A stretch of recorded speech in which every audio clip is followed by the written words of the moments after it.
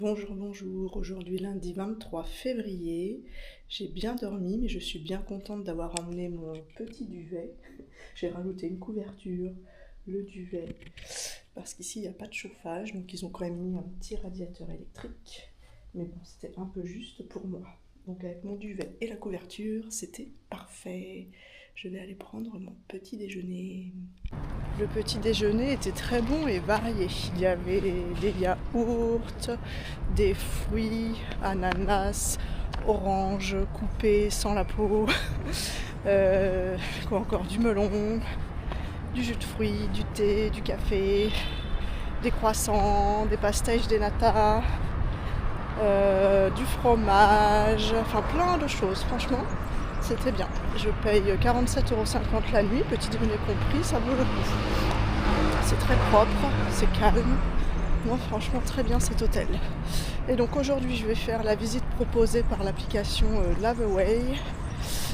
Donc je vais prendre le métro à la station Alameda, à 15 minutes de mon hôtel, direction Rossio. Me voilà sur la place de Figuera, au métro Rossio. Et je vais rejoindre le circuit.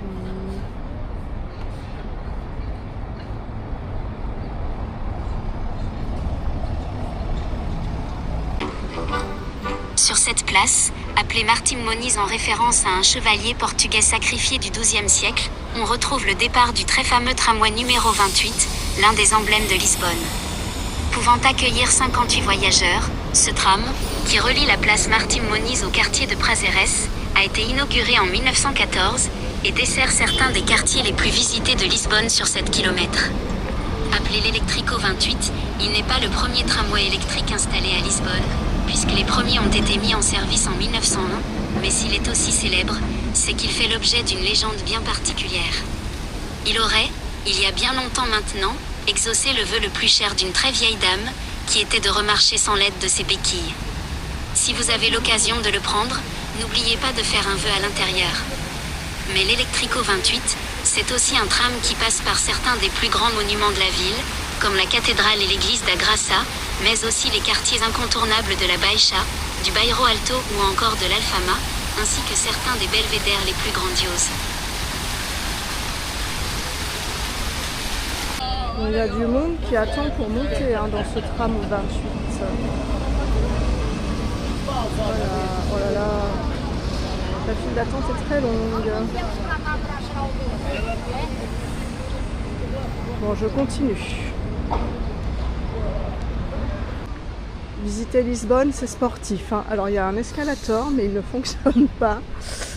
Voilà, elle est surnommée quand même la ville aux 7 collines. Donc tu montes, tu descends, tout le temps.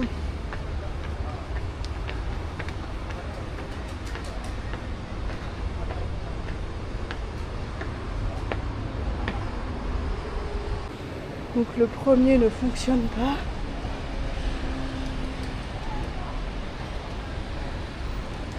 Mais le deuxième, oui. Alors je le prends. Je n'en suis qu'au début de la visite. C'est vraiment calme. On se croirait à la campagne, on entend les oiseaux. Pas trop de circulation.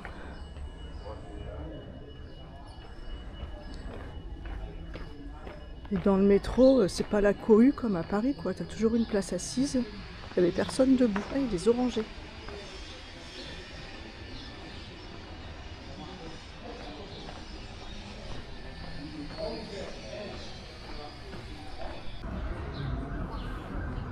Eu não sei quem é a equipa dele, eu não sei qual é a equipa, quem vem, quem não vem, eu não sei.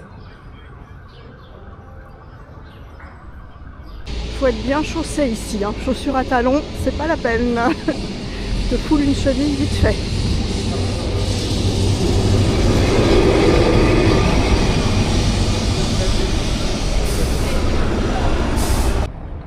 Encore des marches.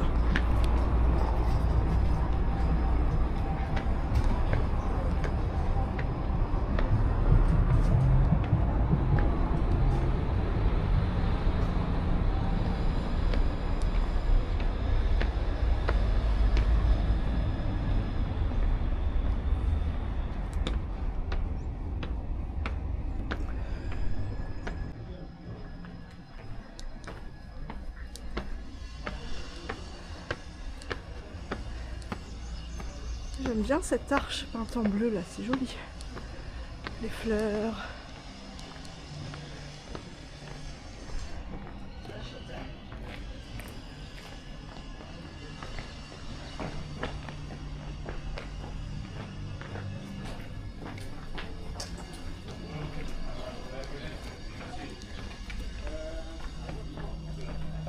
Ah, il y a un funiculaire là. Je ne l'ai pas vu passer encore. Bon allez, je continue. Je suis un peu sortie du circuit. Ça grimpe, ça grimpe. Vraiment, faut être en forme. Hein. Ceux qui habitent là, c'est physique. Il y a des gens qui voulaient prendre le funiculaire, mais apparemment il ne fonctionne pas.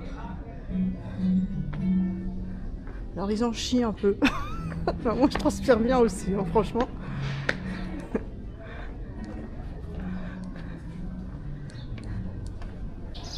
Allez, un dernier petit escalier.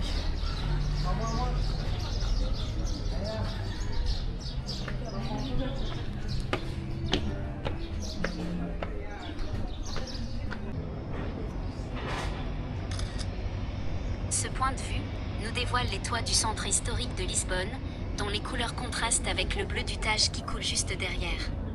On aperçoit au loin le pont du 25 avril.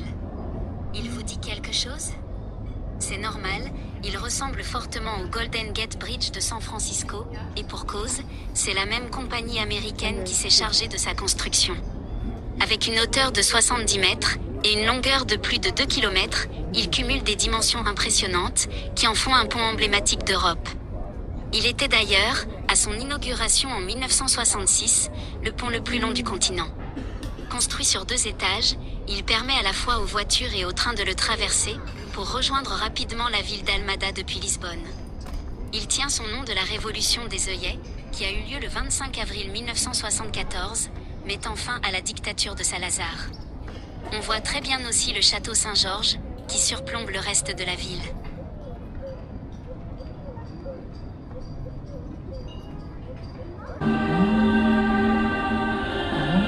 Fondé au XIIIe siècle, le couvent de la Grassa a élu domicile dans une église qui se trouvait déjà à cet emplacement, sur l'une des 7 collines de Lisbonne. Reconstruite au XVIIIe siècle après le tremblement de terre, c'est cette église au style baroque qui accueille maintenant le couvent.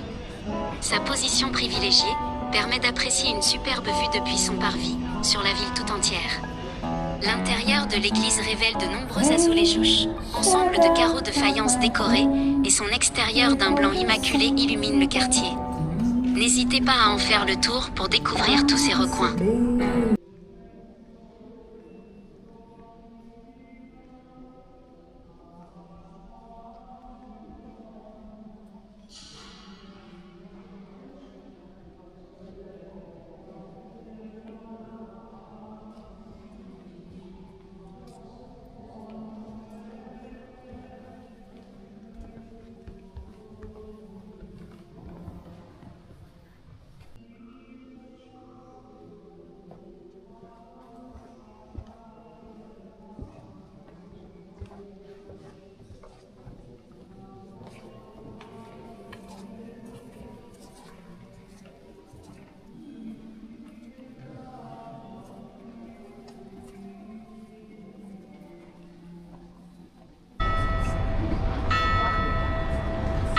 C'est à Philippe II que l'on doit la construction, au XVIe siècle, de cette église qui se trouvait à l'époque, à l'extérieur des murailles de l'enceinte principale de la ville.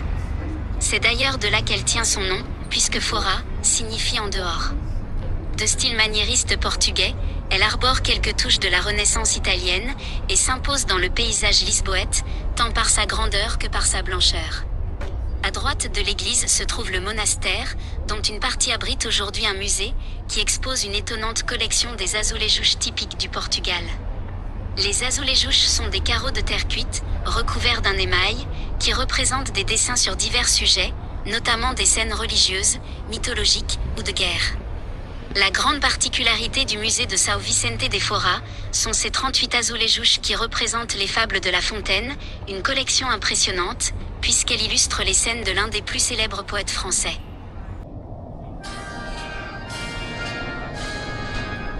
En s'inspirant de la basilique Saint-Pierre de Rome, l'architecte João Antunes a réalisé cet édifice imposant, à la fin du XVIIe siècle, à la place de l'église de Santa Andracia, qui était dédiée à Sainte Engrâce depuis le XVIe siècle. Une expression portugaise bien particulière provient de la construction de ce panthéon. On dit d'un travail long, dont on ne voit pas le bout, que c'est un travail de Sainte Engrâce. Une expression qui prend tout son sens, puisqu'il aura fallu plus de 300 ans pour construire l'église Sainte Engrâce, qui est aujourd'hui le panthéon national portugais. Une longue construction qui s'explique par une mystérieuse malédiction. La légende raconte qu'au XVIIe siècle, un jeune homme est accusé du vol du reliquaire de la martyre, qui était placé dans l'église, et sera condamné au bûcher pour son délit. Mais juste avant de mourir, il déclare haut et fort que les travaux de l'église ne se termineront jamais, et que cette affirmation est aussi vraie que son innocence. Et ce jeune homme était bel et bien innocent, puisque le vrai coupable a été trouvé ensuite. C'est, selon les dires, ce qui a entraîné la malédiction qui a retardé la construction de l'église, qui ne s'achèvera qu'en 1966. C'est le dictateur Salazar qui le convertira en panthéon au début du XXe siècle, pensant rompre le mauvais sort. Le panthéon rend hommage à plusieurs personnages qui ont marqué l'histoire du Portugal, comme Vasco de Gama ou Luís de Camões, et possède les tombes de plusieurs écrivains, d'une chanteuse de fado et d'un des plus célèbres footballeurs du Portugal. Il s'impose dans le paysage lisboète, se démarquant sans difficulté grâce à sa blancheur étonnante et sa coupole qui surplombe le quartier. C'est sans aucun doute l'un des monuments les plus connus de Lisbonne, et il est possible, contre quelques euros, de monter au sommet pour profiter d'une superbe vue sur les alentours. Je quitte le Panthéon, direction le quartier de l'Alfama. Ça descend.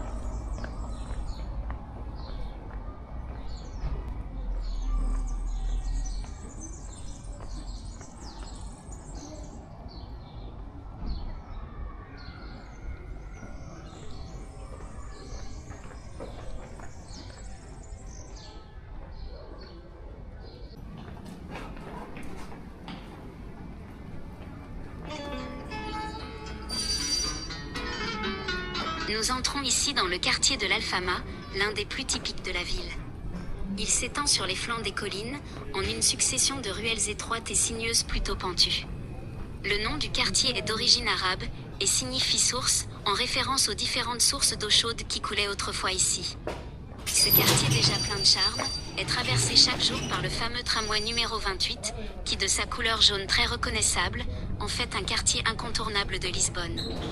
Restaurants gourmands, cafés traditionnels, belvédères impressionnants, ce quartier a tout pour plaire. Alors, profitez de ces petites ruelles très agréables pour flâner, et pour écouter, à la tombée de la nuit, les chanteurs de fado qui s'adonnent avec passion à ce chant typiquement portugais.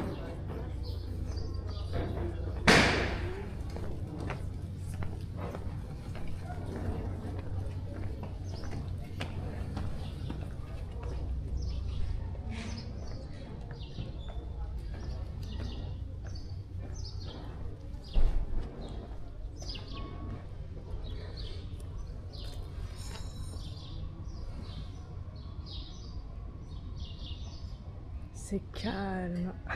C'est étonnant, ce calme.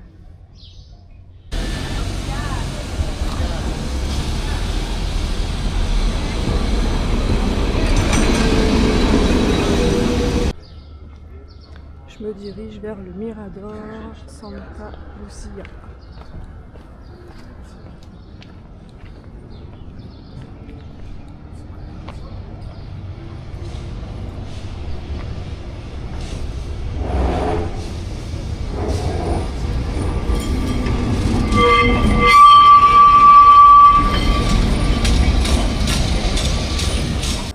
Encore un point de vue, digne d'une carte postale.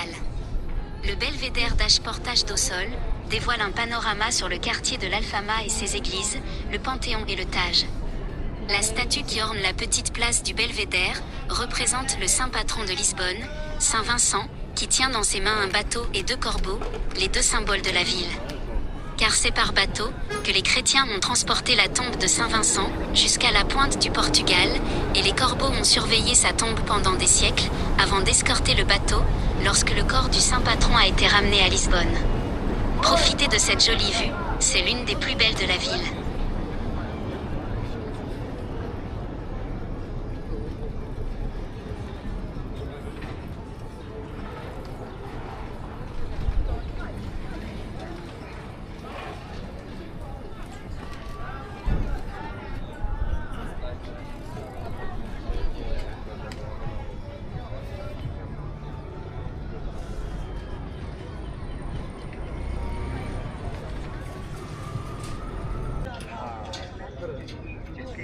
Ama biz de onlara bayılıyorduk. Daha çok fotoğraf at. Çok görmüş geziyorsun Gamze. Ya. Nokta yapsana oraları. Ay ben sevmiyorum öyle ya. 来，准备3，再来一张啊！ Kaleye çıkıyor. 3、2、好。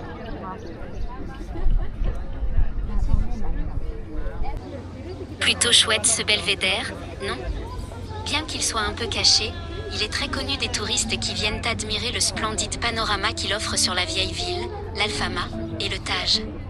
On retrouve sur la petite place qui borde le belvédère, un mur où des azuléjouches représentent la place du commerce, avant le tremblement de terre et l'attaque du château de Saint-Georges. Un belvédère très apprécié des visiteurs, mais aussi des habitants, qui le trouvent plutôt romantique.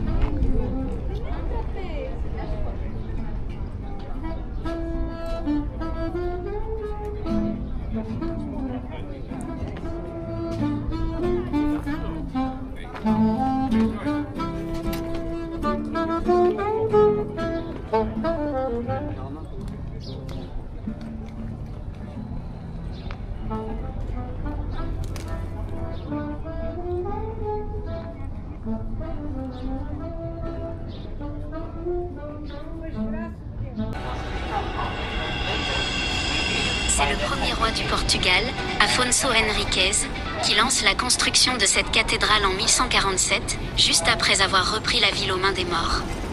Reconstruite après le tremblement de terre, elle n'a conservé que ses 2 tours d'origine, qui datent du XIIe siècle, et qui rappellent sans aucun doute le style médiéval, avec leurs murs crénelés. Elle arbore un mélange des styles baroques, romans et gothiques, ayant subi des modifications au cours des siècles. C'est surtout lors de fouilles archéologiques entamées depuis 1990 que l'on a réussi à retrouver des vestiges romains, arabes et médiévaux dans la cour centrale. On sait aujourd'hui que c'est la plus ancienne église de la capitale portugaise et on retrouve à l'intérieur les reliques de Saint Vincent, le saint patron de la ville. Bien que son intérieur soit moins impressionnant que son extérieur, il vaut tout de même le détour pour ceux qui voudront découvrir les statues et les vitraux de l'église la plus importante de Lisbonne.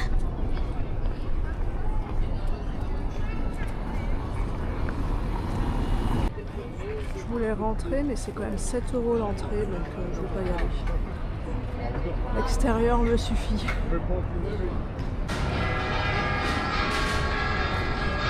Il paraît que cette église a été construite sur l'emplacement même de la maison de naissance du saint auquel elle est dédiée, Saint Antoine de Padoue. Complètement détruite suite au séisme de 1755, à l'exception de sa crypte, elle est rapidement reconstruite dans les styles baroques et rococo, complétée avec une pointe de néoclassique. Elle est aujourd'hui très appréciée des habitants et fait l'objet d'une cérémonie bien particulière, retransmise à la télévision portugaise. Chaque année, la veille de la Saint-Antoine, la ville choisit 16 couples et prend en charge les frais de leur cérémonie pour leur permettre de se marier, tous en même temps, dans la cathédrale. Les Lisboètes viennent nombreux pour célébrer les mariages de la Saint-Antoine, mais également pour faire la fête dans toutes les rues, où il est coutume de rendre hommage au saint patron en mangeant des sardines grillées et autres grillades. Ambiance garantie dans toute la ville.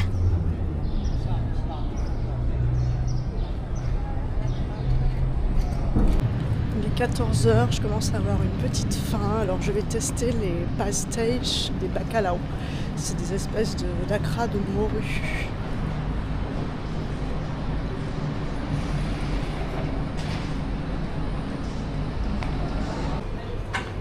Je vais tester ici Casa Portuguesa do Pastel de Bacalhau.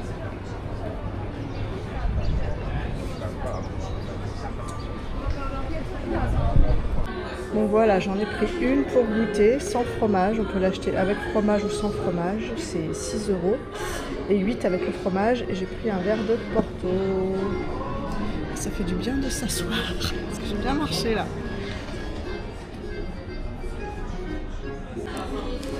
C'est très bon. Vraiment délicieux. J'ai la tête qui tourne avec ce verre de Porto. Bon, j'avais repéré une boutique de glace. Je vais aller voir et après je vais continuer la visite. Faut que j'éponge un peu l'alcool là. Alors, j'ai pris 2 parfums. Donc le premier c'est citron basilic et le deuxième noix de coco cardamome. C'est des parfums originaux. Très bon. Et la boutique s'appelle Gelato Therapy. Le monsieur parle français.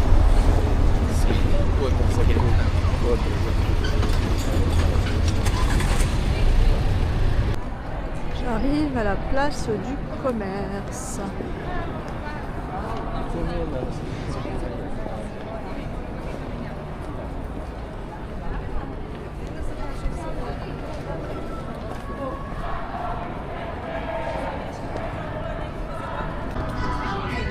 Si la place du commerce a été construite au XVIIIe siècle, à la suite du tremblement de terre, ce n'est qu'en 1875 que ce somptueux arc de triomphe est achevé, marquant l'entrée dans la rue Augusta. Visible depuis la mer, il constitue une porte d'entrée dans la ville et symbolise les efforts mis en place pour sa reconstruction, suite au séisme qui l'a complètement détruite. Au sommet de cet arc, on peut voir la sculpture d'une femme, symbolisant la gloire, qui couronne 2 autres personnages, qui représentent le génie et la valeur. Des personnages symboliques qui font référence à la renaissance de la ville et à l'entraide qui s'est créée pour sa reconstruction. Sachez qu'il est possible, si vous le souhaitez, de monter tout en haut de l'arche pour apprécier un superbe panorama sur la ville.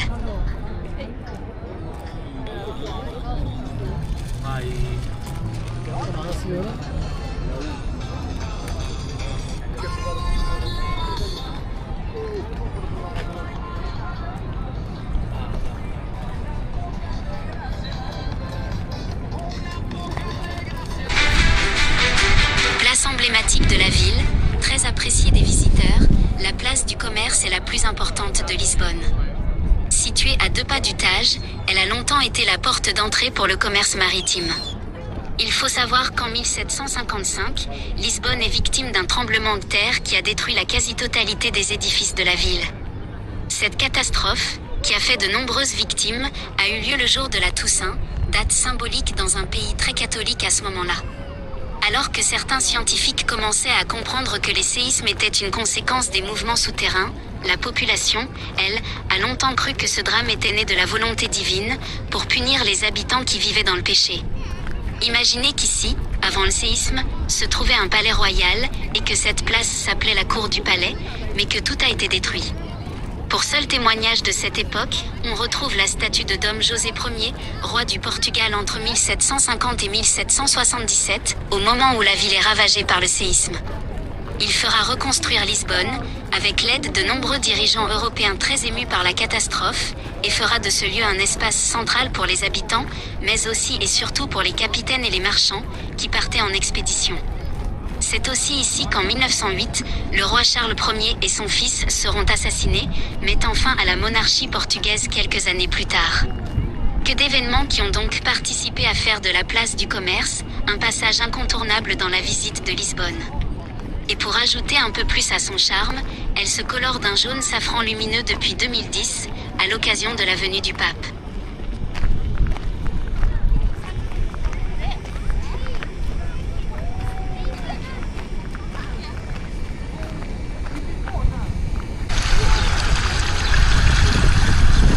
C'est ici que de nombreux personnages, tels que la reine Elisabeth II d'Angleterre, ou encore des chefs d'État du monde entier, ont débarqué pour entrer dans la ville. Ce n'est pas l'océan qui borde Lisbonne, mais le Tage, le plus long fleuve de la péninsule ibérique. C'est le seul endroit à Lisbonne où l'on peut profiter d'une plage, toute petite certes, mais qui permet quand même de prendre l'air et de bronzer pour ceux qui le souhaitent. Cette petite place au bord de l'eau est appelée Cais das Colunas, qui signifie le quai à colonnes, en référence aux 2 piliers que l'on aperçoit ici, et qui représentent les 2 colonnes du temple de Salomon, le premier temple de Jérusalem selon la Bible. C'est ici que de nombreux Lisboètes viennent se balader, le long du Tage, pour apprécier le clapotis de l'eau et l'air frais qui s'en dégage.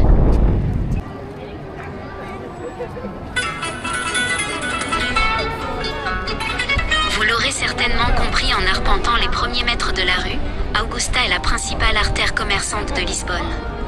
Très animé, c'est un lieu de passage régulier pour les habitants et pour les visiteurs, surtout pendant la période estivale, où les terrasses des bars et des restaurants ornent son centre. Des spécialités lisboètes sont proposées dans les restaurants et de nombreuses animations ont lieu chaque jour, dans cette rue qui constitue l'artère principale du quartier de la Baixa. Observez les façades des bâtiments. Reconstruits au XVIIIe siècle, ils sont dotés d'un système antisismique complètement nouveau pour l'époque, l'un des premiers au monde à avoir été mis en place. De quoi rassurer les habitants après le traumatisme du séisme qui a frappé la ville en 1755.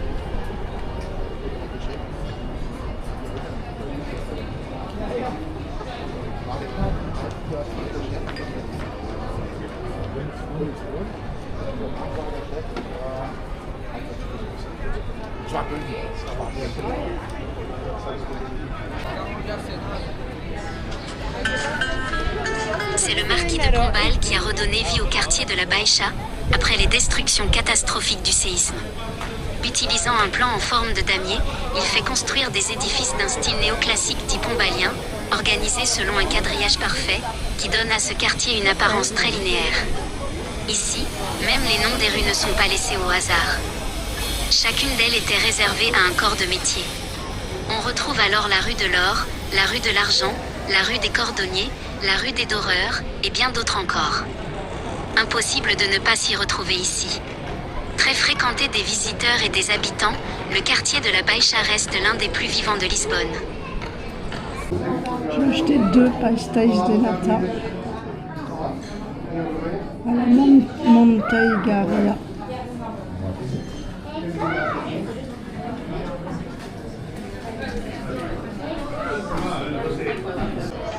Les célèbres pastéis de nata portugais.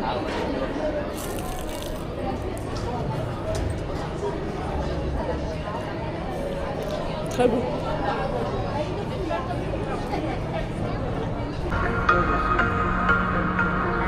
Mais à quoi peut bien servir cette surprenante tour, située au cœur de la Baixa?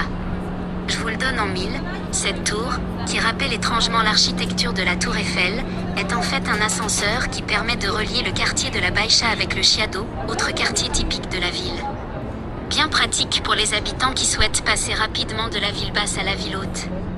Car ce n'est pas pour rien qu'on appelle Lisbonne la ville aux 7 collines. Les montées sont partout ici. C'est pourquoi il a été décidé, en 1900, de la construction d'un ascenseur permettant de relier 2 des quartiers les plus fréquentés de la ville pour le plus grand bonheur de ses habitants. Mais revenons à son architecture.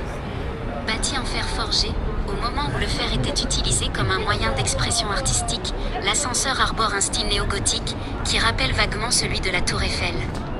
C'est Raoul Mesnier du Ponsard qui se lance dans cette construction et qui ne serait, selon les dires, personne d'autre que l'un des élèves de Gustave Eiffel.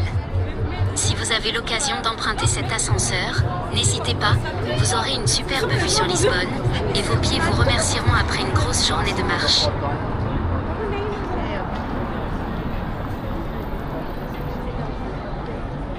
Bon, je voulais le prendre, mais apparemment il n'est pas en service.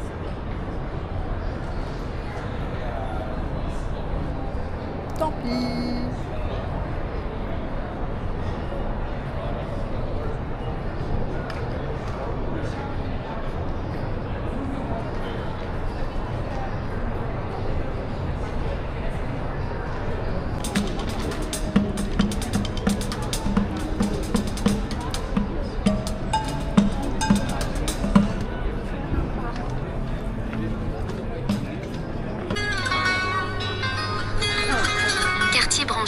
Intellectuel, bohème, le quartier du Chiado est une étape incontournable entre celui de la Baixa, centre de la ville, et le Bairro Alto, situé plus haut sur la colline. Intégrant à la fois des boutiques traditionnelles et des enseignes bien plus modernes, il est considéré comme l'un des quartiers chics de Lisbonne.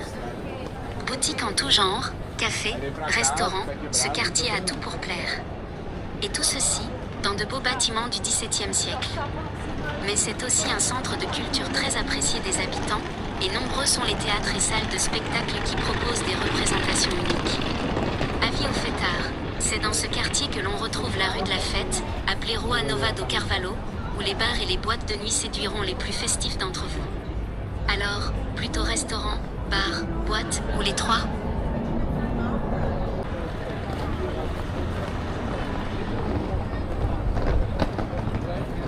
Allez, direction Bairro Alto.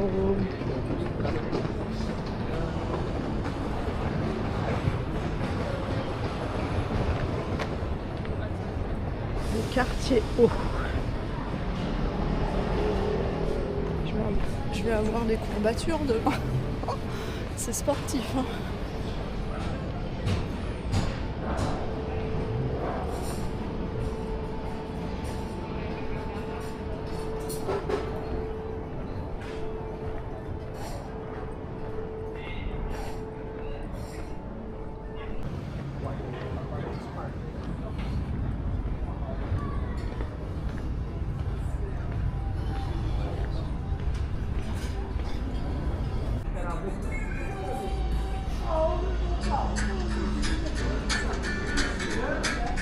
C'est l'un des quartiers les plus festifs de la ville. Le Bairro Alto attire plutôt en soirée, à l'ouverture des cafés et des bars ambiance, qui composent les rues étroites de celui que l'on surnomme la ville haute. C'est alors dans une ambiance conviviale que les Lisboètes et les visiteurs se mélangent, au rythme du fado, la musique populaire portugaise, pour de longues soirées qui débordent souvent dans les rues en période estivale. Ouvrez bien les yeux, c'est d'ailleurs ici que vous pourrez trouver les pintes de bière les moins chères de la ville, ne dépassant parfois pas les 1 euro. À boire avec modération, bien entendu. Mais en dehors de son côté festif, le Bairro Alto arbore des maisons colorées pleines de charme, qui font de ce quartier construit au XVIe siècle, l'un des incontournables de Lisbonne. Un endroit privilégié pour flâner dans les rues tout en saisissant l'âme de la ville.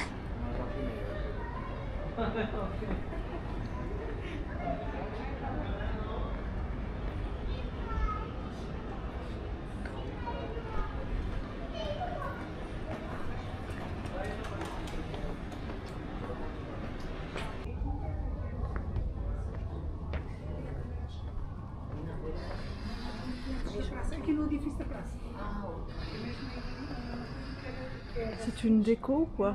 Des soutiens-gorge accrochés. Une famille nombreuse.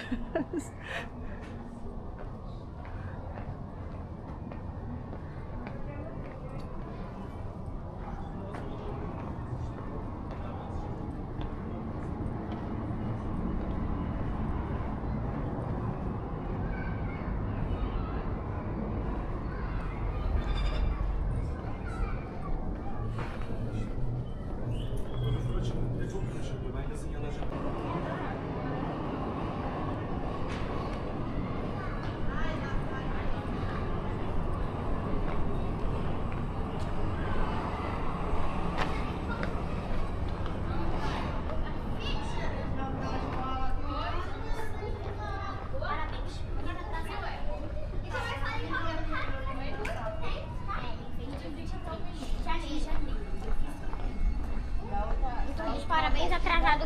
E hoje foi aniversário da... Hoje foi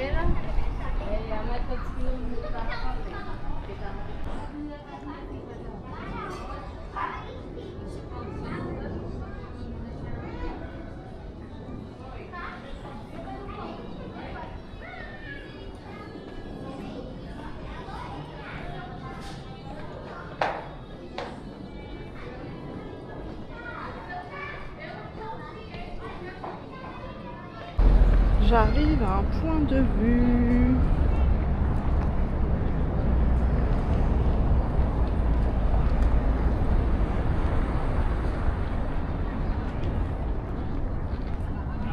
Dans cette ville où les collines dominent le Tage, fleuve qui traverse le Portugal, les belvédères ne manquent pas. Ils offrent des points de vue époustouflants et permettent de découvrir la ville autrement. Ici, le belvédère de São Pedro de Alcântara vous révèle les toits des maisons du quartier de la Baixa, mais aussi et surtout le château Saint-Georges, perché sur sa colline.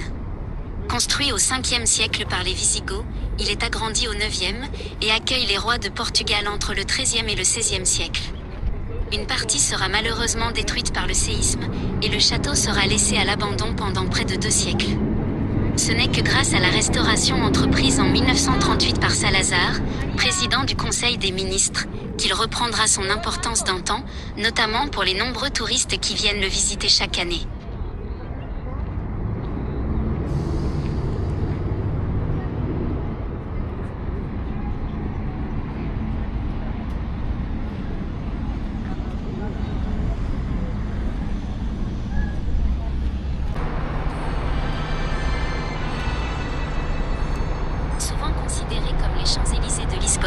L'avenue de la Liberté, qui démarre sur votre gauche, est la plus longue rue de la ville.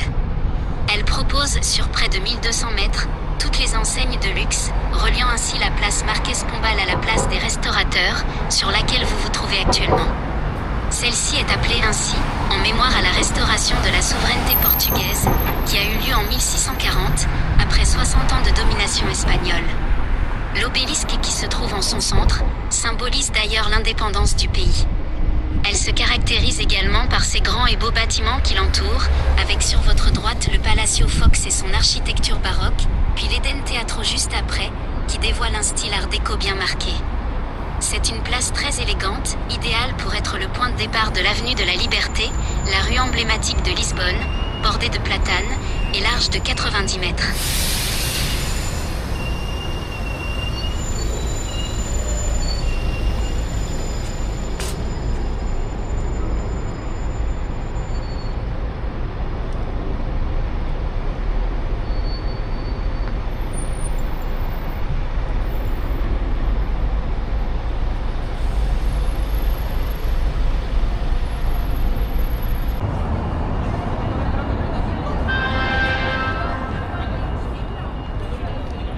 Voici devant la gare ferroviaire du Rocio, qui relie la ville de Lisbonne à celle de Sintra, en passant par le parc national de Queluz.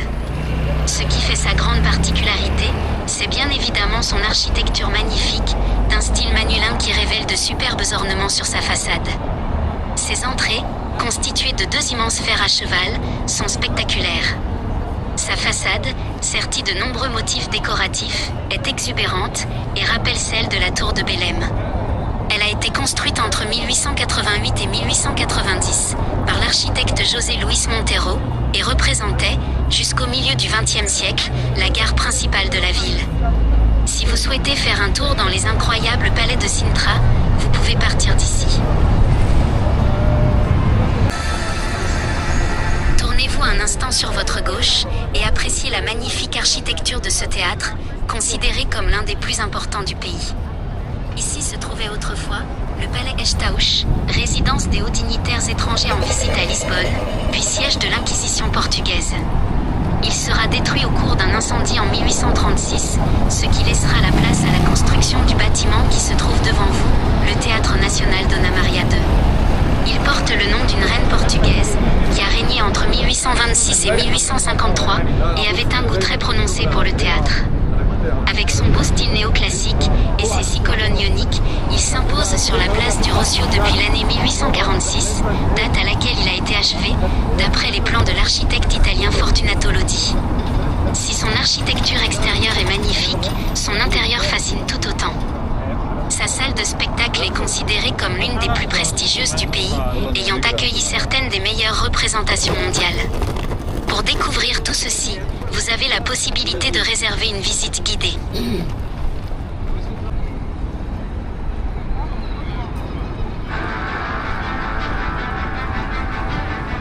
La place sur laquelle vous êtes est l'une des principales de Lisbonne. On l'appelle la place Dom Pedro IV ou place du Rocio et elle fait partie des lieux les plus animés de la ville. Des bars, des restaurants, des boutiques, tout y est autour de cette place qui dévoile en plus 2 fontaines monumentales, un superbe théâtre et une immense statue représentant Pierre IV du Portugal, dit le roi soldat. Son sol, composé de pavés noirs et blancs qui donne l'impression que la place ondule, lui confère également une allure toute particulière, que l'on retrouve d'ailleurs sur d'autres places lisboètes. Ces magnifiques mosaïques qui décorent le sol de nombreux lieux ici ont été créées après le terrible tremblement de terre de 1755, grâce au marquis de Pombal, qui décide de reconstruire rapidement la ville. Il fait recouvrir le sol de petites pierres en calcaire et en basalte, bien moins chères et plus pratiques que le granit de Porto, formant des motifs qui rappellent bien souvent l'histoire des grandes découvertes. Ces véritables œuvres d'art sont appelées les calçadas portuguesas, et elles sont très appréciées. On en construira d'ailleurs dans d'autres villes du monde, notamment Rio de Janeiro, Bruxelles ou encore Pékin. Voilà donc sur quoi vous marchez en ce moment même. La place, même avant de recevoir ces pavés, a toujours été un lieu très fréquenté, ayant accueilli les grandes manifestations de l'époque, les célébrations et même les exécutions publiques.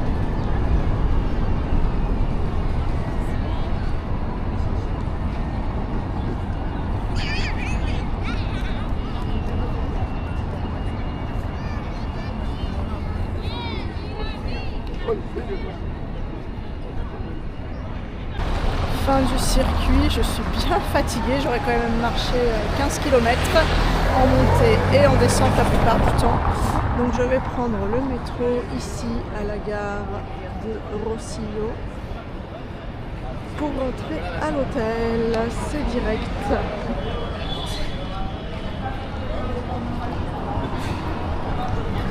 Il est 18h.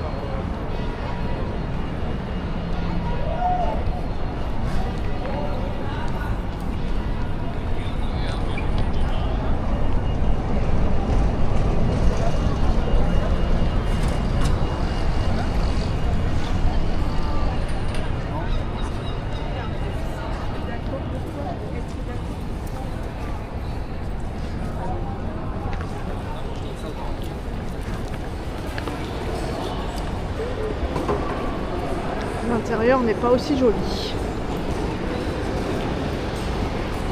C'est dans cette gare que je viendrai pour aller à Sintra, pour prendre le train qui va à Sintra.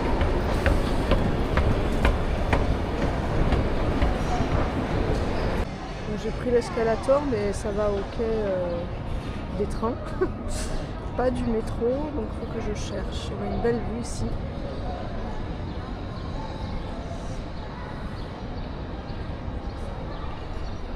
Faut que je cherche où est le métro.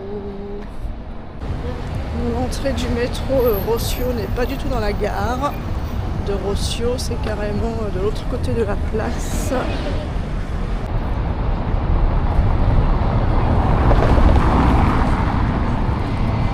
C'est juste là le métro.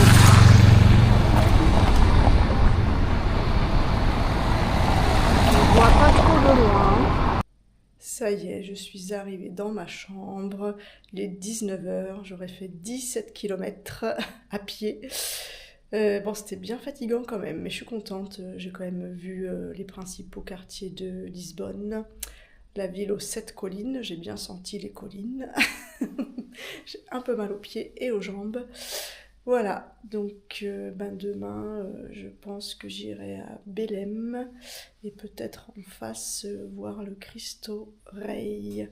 Voilà, et puis d'autres choses que j'ai repérées aussi, la Pink Street. J'ai vu qu'il y avait la Green Street aussi, mais je ne l'ai pas trouvé sur mon plan, donc il faut que je cherche. Enfin, voilà. À demain pour une nouvelle visite.